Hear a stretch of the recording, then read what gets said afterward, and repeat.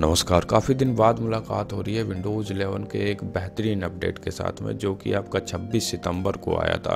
अब इसके अंदर क्या कुछ स्पेशल है, पहले मैं आपको वो बताऊंगा, फिर इसे आप अपने कंप्यूटर में डालेंगे कैसे उसके बारे में बात करेंगे। तो जैसे कि आप अपने पीसी में कोई फ़ोटो के ऊपर आते हैं और उसको जो कंप्यूटर के अंदर फ़ोटो वाला पहले से ही डला होता है उसके अंदर ओपन करेंगे और एडिटिंग के अंदर जाएंगे तो यहाँ पर आपको ब्लर का एक ऑप्शन दिख रहा होगा। हाँ, अब ये वही है जिससे कि आपका कंप्यूटर इसे ऑटोमेटिक इसका बैकग्राउंड ब्लर कर दिया करेगा। और इसमें आपको अगर लगता है कि कुछ चीज़ें और भी सिलेक्ट करनी है तो यहाँ से आप उसे सिलेक्ट कर सकते हैं। जैसे कि देखिए, मैंने अभी मैडम के हाथ भी सिलेक्ट कर लिए हैं तो वो भी ब्लर हो गए हैं। ऐसा कौन करना चाहेगा, तो इसको मैं वापस से डिसलेक्ट कर देता हूँ, पहले जैसे ही करता हूँ। काफ़ी सुंदर हाथ हैं, इनको सुंदर ही बने रहने देंगे, काफ़ी अच्छा रहेगा।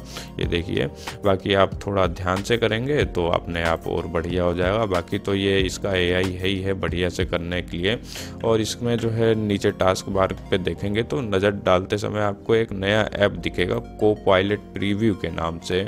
ये क्या है कि इससे चैट जीपीटी की तरह है, तरह तरह के आप सवाल वगैरह पूछ सकते हैं, गणित के भी सवाल पूछेंगे, मतलब घुमा फिरा के उल्टी सीधी चीज़ें आप जो भी पूछेंगे उसके आपको बेहतरीन जवाब देते रहेगा।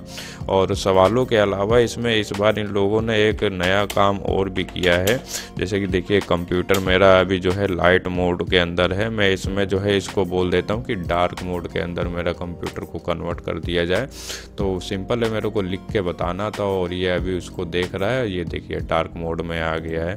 तो कहने का मतलब ये है, जैसे कि आपको कंप्यूटर की कुछ सेटिंग कंट्रोल करवानी है और थोड़ा आलस आ रहा है तो यहीं पे बैठे बैठे डायरेक्ट आप आदेश दे सकते हैं। ये आपका काम आसान कर दिया करेगा। और उसके अलावा इमेज स्कैन का भी ऑप्शन दे रखा है। पहले तो मैं इसे लाइट मोड में चालू कर लेता हूँ।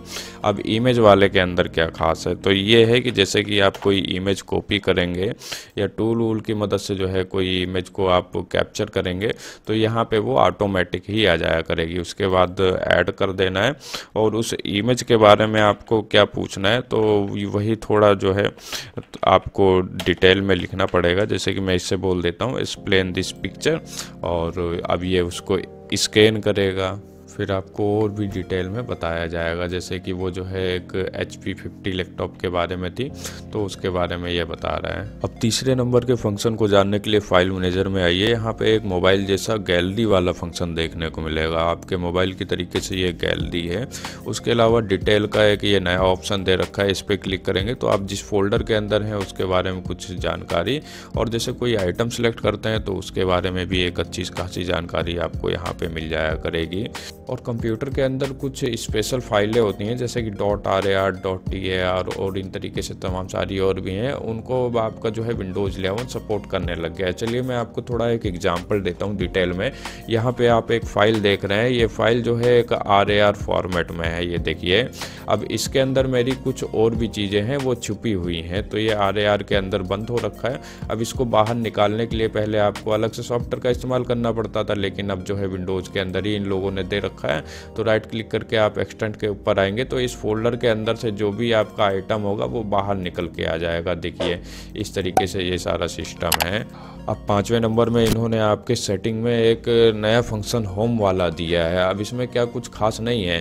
क्या कर रखा है कि ये जो नीचे वाले फंक्शन थे इनमें से जो चीज़ें ज़्यादा इस्तेमाल होती थी उनको उठा के आपके होम में घुसेड़ दिया है।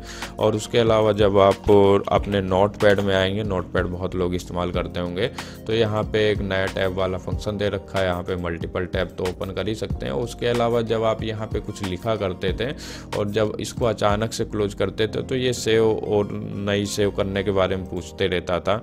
अब लेकिन ये आपको परेशान नहीं करेगा। जब भी आप नोटपैड बंद करके दोबारा चालू करेंगे जो चीज़ें आपने जहाँ पे खोली थी वो वहीं पे आपको देखने को मिल जाएगी। ये सब आप सेटिंग से आके कंट्रोल कर सकते हैं कि जब आपका नोटपैड स्टार्ट होगा तो एक नई विंडो आप देखना चाहेंगे या जो बंद किया था वो सब देखना चाहेंगे। और बहुत लोगों के कंप्यूटर में RGB लाइटें वगैरह लगी होती थी तो उन सबको कंट्रोल करने के लिए उनका अलग अलग सॉफ्टवेयर डालना पड़ता था। जैसे कि कूलर मास्टर का है तो कूलर मास्टर का सॉफ्टवेयर आएगा, गीगाबाइट का है तो गीगाबाइट का सॉफ्टवेयर आता था। अब ये सब आपको तिगड़म नहीं करना पड़ेगा। आप सीधा पर्सनलाइज में डायनेमिक के अंदर आएंगे। यहाँ पे विंडोज़ के अंदर ही डायरेक्ट फंक्शन दे रखा है किस तरह की लाइटिंग वगैरह चाहिए, वो यहीं से आप सीधे सीधे कंट्रोल कर सकते हैं। अब कई बार ऐसा होता है कि कंप्यूटर में जो आपने सॉफ्टवेयर ओपन कर रखे हैं वो हैंग हो जाते हैं या किसी वजह से आपको उन्हें अचानक बंद करना होता है तो वो बंद नहीं होते हैं, तो उनके लिए जो है अब जैसे ही आप उनके ऊपर राइट क्लिक करेंगे, एंड टास्क का एक नया फंक्शन दे दिया है। इस पर क्लिक करेंगे तो चाहे कुछ भी हो वो बिल्कुल बंद ही हो जाया करेगा, लेकिन इसे चालू करना पड़ता है। चालू करने के लिए आपने जो है क्या करना है, सेटिंग के अंदर आना है। यहाँ पे जो है आप सिस्टम के अंदर आएंगे, एक फंक्शन दिखेगा फॉर डेवलपर के नाम से, यहाँ पे एंड टास्क वाला ये फंक्शन है। इसे जैसे मैंने अभी बंद कर दिया है तो अब आपको ये नहीं दिख रहा होगा। चालू कर देता हूँ तो ये देखिए फिर से ये आपको दिखने लग गया है। और ये जो आपका नीचे टास्क बार है, इसके कस्टमाइजेशन से संबंधित भी कुछ चीज़ें आई हैं, जैसे कि ये डेट और टाइम वगैरह है। ये अगर आपको नहीं चाहिए तो राइट क्लिक करके यहाँ पे आइए और शो सिस्टम ट्रे वगैरह है, इसको ऑफ कर देंगे तो वो देखिए आपका टाइम गायब हो गया है।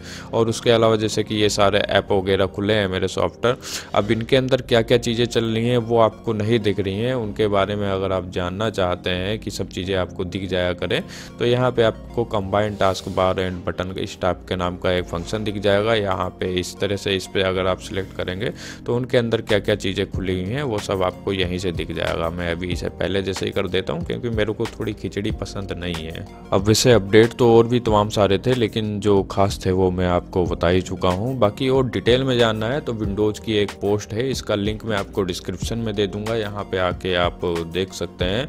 अब रही बात कि ये जो है अपडेट आप अपने कंप्यूटर के अंदर कैसे फिट करेंगे, तो उसके लिए सेटिंग में आना है, विंडोज़ अपडेट में आना है, यहाँ पे गेट द लेटेस्ट वाला ये फंक्शन है, इसे ऑन कर देना है। बाकी हिस्ट्री में चल के मैं आपको दिखाता हूँ कि एक KB50 30 310 के नाम से एक अपडेट आएगा, जो कि आपको जैसे कि ये यहाँ पे दिख रहा है ना, वैसे वो यहाँ दिखेगा आपको KB50 310 वाला।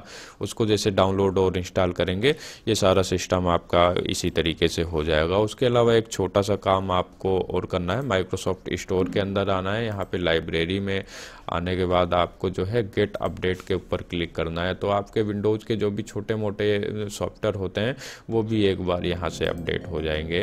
बाकी आपको ये वीडियो कैसा लगा और कौन सा वाला अपडेट आपको ज़्यादा बढ़िया लगा उसके बारे में कमेंट करके और लाइक वाइक करके ज़रूर बताइएगा। बाकी ध्यान रखिए अपना। जय हिंद, जय भारत।